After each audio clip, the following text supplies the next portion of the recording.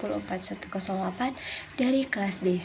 Dan pada kesempatan ini, saya akan membawakan materi penyuluhan mengenai farmakologi dan patologi.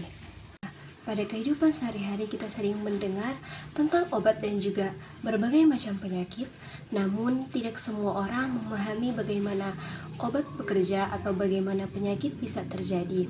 Karena itu, hari ini kita akan membahas dua ilmu penting, yaitu farmakologi dan patologi.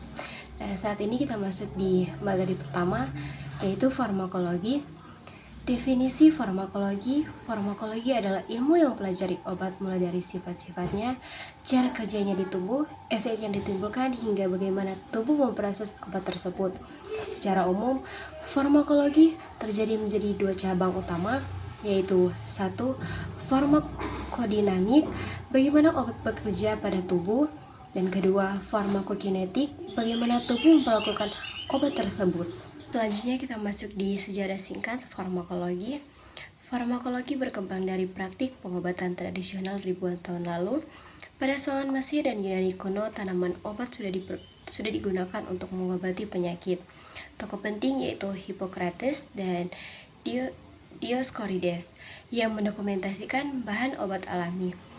Farmakologi modern mulai berkembang pada abad ke-19 ketika para ilmuwan mulai meneliti zat aktif dari tanaman dan membuat obat sintetis. Pada abad ke-20 ditemukan antibiotik pertama, penisilin, yang menjadi tonggak besar dalam dunia pengobatan. Selanjutnya kita masuk di teori-teori penting dalam farmakologi. Beberapa teori utama yang mendasari farmakologi adalah: 1. Teori reseptor. Obat bekerja dengan cara berkaitan dengan reseptor tertentu di dalam tubuh untuk menghasilkan efek. Kedua, teori dosis atau respons. Semakin tinggi dosis obat, semakin besar efeknya sampai mencapai batas tertentu. Dan yang ketiga, teori farmakokinetik ADME. Yang keempat, teori efikasi dan potensi. Efikasi mampu maksimal obat untuk menimbulkan efek. Potensi, seberapa besar dosis yang dibutuhkan untuk menghasilkan efek tertentu. Nah, selanjutnya kita masuk di contoh pengguna obat.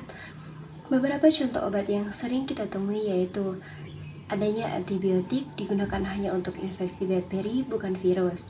Yang kedua, analgesik, obat pereda nyeri. Dan yang ketiga, antipiretik, untuk menurunkan demam. Yang paling penting, obat harus digunakan sesuai anjuran tenaga kesehatan. Selanjutnya kita masuk pada materi yang kedua. Definisi patologi.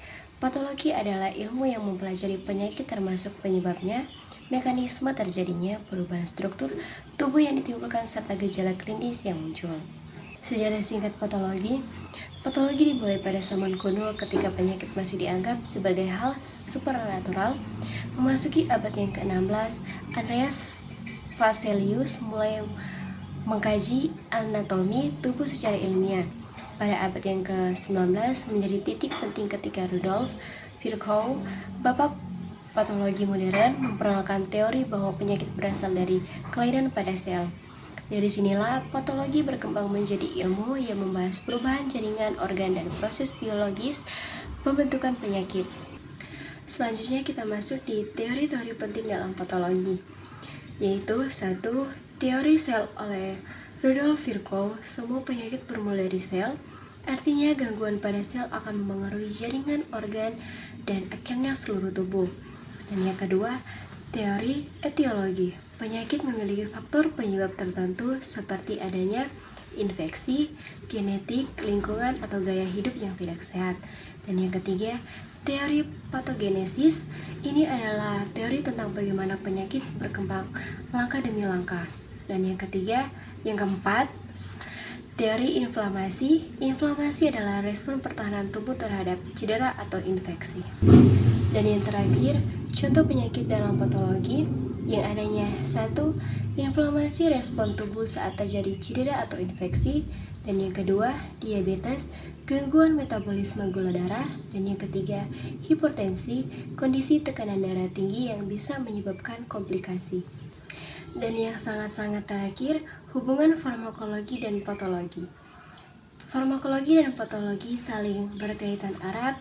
Ketika kita memahami penyakit, kita bisa memilih obat yang tepat untuk mengatasinya. Sebaliknya, dengan memahami cara kerja obat, kita bisa mengatasi gejala atau penyebab penyakit secara lebih efektif.